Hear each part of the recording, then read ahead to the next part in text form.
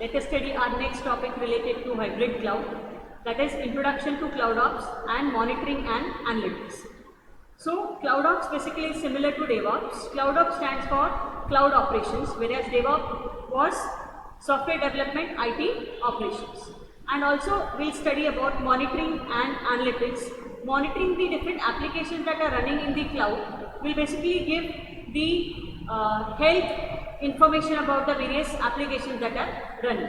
Let us see more about this now. So Cloud Ops basically is cloud operation, and it's in short called as cloud operations is called as Cloud Ops. So it's basically formalization of best practices and procedures that allow the cloud-based platforms and applications and that data that basically live in the cloud environment. It helps them to function well over a long duration of time. So these are the best procedures and the practices that can be followed in the cloud or cloud-based platforms. Now let us see more about Cloud Ops. Cloud Ops is the management, delivery and consumption of software in a computing environment, and where there is basically very limited visibility into an application's underlying infrastructure. So migrating applications to the cloud basically has its own benefits like you have to free up the internal infrastructure. So you do not have to maintain the internal infrastructure. All the things are basically ported to the cloud. So what basically is moved to the cloud still must be managed. You just cannot leave the things to the cloud and they are automatically managed. But it still needs to be managed when it is ported to the cloud, and the work around maintaining cloud-based applications and the data relatively safe as it is managed on the site. So the work that is basically helps in managing the task on the site, that also needs to be managed on the cloud. So let us see more about monitoring and analytics. Basically in hybrid environment, it is even more critical basically that the deployment team has automated processes to manage and monitor and control the organization's application. It is very necessary basically in hybrid environment to see that the applications is managed appropriately, monitored appropriately, and basically controlled by the organization's application, that is the deployment team that is basically managing all this. The IT organizations may have direct responsibility for the deployment of applications which are basically developed internally. So they have the direct responsibility basically, but they also need to maintain control over data and applications that are basically managed by the software as a service providers. So if there is any specific data breach or critical security patches are there that need to be basically applied to the applications which are dispersed across many departments, and an automated deployment solution with auditing will be indispensable. So application performance, usage monitoring and other similar tools basically provide an insight into how your application is being performed in the production. So some monitoring tools provide insight into your health of your application as well as your environment. So as I told you, monitoring will be very helpful, and it will give you the health information about the applications, insights basically of your applications, how your applications are running, and as well as how the environment is running. So DevOps service environments basically typically have a dashboard. So dashboard is basically where you can see the different metrics that are associated with these tools. So dashboards are basically for visualizing the metrics that are associated with the specific tools. Like for example, the dashboard can give or it can monitor whether the service provider's services are up or down, and whether it is meeting its SLAs or no. SLAs basically is service level agreements. They have specified some things in the SLAs, and whether those things are met or no will be checked by the dashboard. So dashboard also gives you uniform visibility across your own resources, also how your resources are being managed, how they are utilized, and those of course of the cloud service provider as well. So integrated diagnosis is very important, and this will also help in monitoring application performance, and this will help provide the operations team with the information to rapidly respond to production problems. So if there are any problems, those will be immediately handled by the help of the IT operations team, and this integrated diagnostic basically helps the IT operation team in a very strong manner. So application analytics can also be used automatically basically to identify patterns and anomalies in the production metrics. So anomalies are some problems that are coming across in the cloud computing environment, and certain patterns also need to be analyzed which are very useful in the cloud computing environment. So helping to speed up the identification of a problem and shorten the time to resolution. So these basically help to identify the problem very fast, and also if they are identified very fast, of course they can be solved also very fast. So the time for resolution or finding solution to the problem is shortened.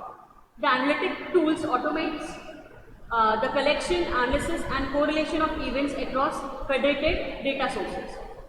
So the DevOps team can quickly identify the problems in the production and begin working on finding the solution. So DevOps teams basically helps in finding the problems very fast, and as soon as the problem is found in the production environment, they start working on finding the solution to it. So you can get insight. You can also gain insight on how the application is being used and quickly access how the end users are responding to the new application features. So if there are any new application features, how the end users are responding, for that also you can get or gain insight how the application is also performed.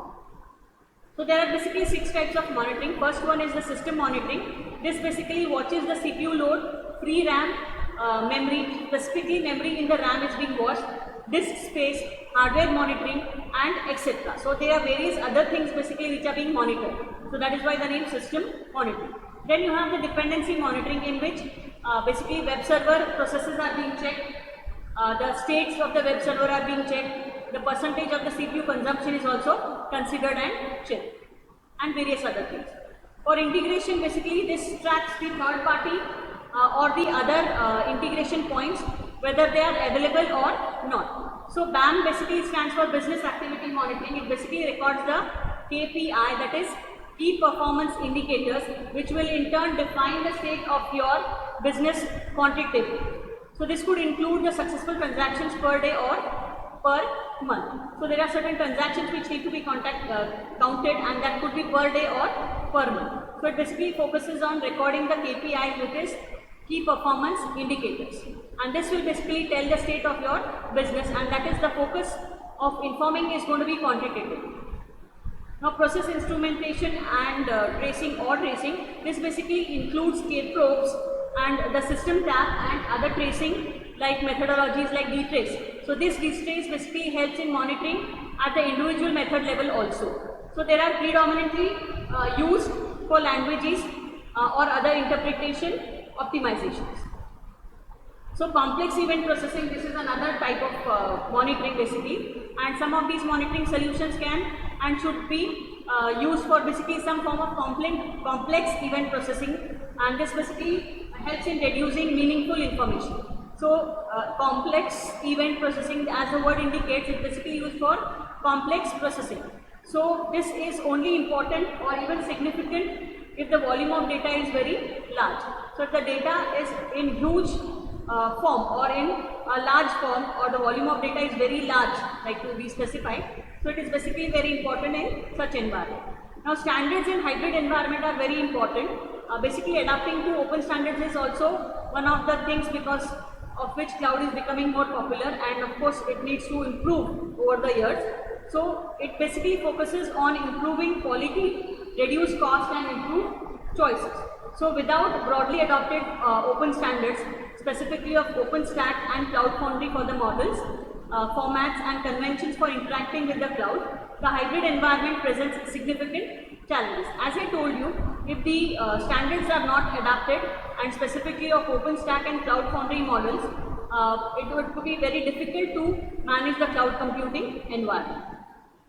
So without standards or agreed upon standard approaches, moving the infrastructure or applications from one specific cloud provider to another, or from one on-premise to a public or a private cloud, is very difficult basically, as it can slow the organization's development. So if at all there is any migration or drift towards the cloud, it has to be appropriate so that it does not affect the growth of the organization. So integrating your on-premise data center in a hybrid model would be difficult without standards. So standards are very must. Standards also help to ensure security and prevent you from becoming locked up into proprietary software or cloud infrastructure, as we spoke of vendor lock. So if you use open standards, or if the cloud service provider uses open standards, so they are not locked in. So all these issues are basically key in a hybrid environment. So standards also help you to ensure security. So open source PaaS provides you with a variety of development frameworks and languages, and the languages which are listed are Java, Spring, Ruby and Node.js. So in addition, you will have a range of application, basically a range of application services to choose from, including MySQL, MongoDB, PostgreSQL, Redis and RabbitMQ. So these are some of the tools which have specifically are useful for developing in the cloud environment, and these are the range of services that can be, application services that can be provided. So you also need to customize any of these options if needed to meet the specific requirements of your organization. So these can be customized as per the requirement of the organization. These are some of the assignments for today. You can just have a look at it, just focusing on monitoring and analysis. And cloud ops is something extra which I have told you, which is actually not specified in your syllabus anywhere, but just related to your syllabus, so it's being discussed. So if you have any query, you can contact me at the specified email ID. Thank you. We are done for today.